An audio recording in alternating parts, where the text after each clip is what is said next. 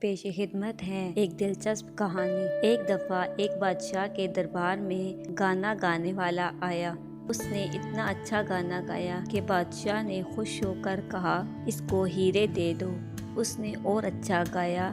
بادشاہ نے کہا، اس کو موتی دے دو۔ اس نے اور اچھا گایا۔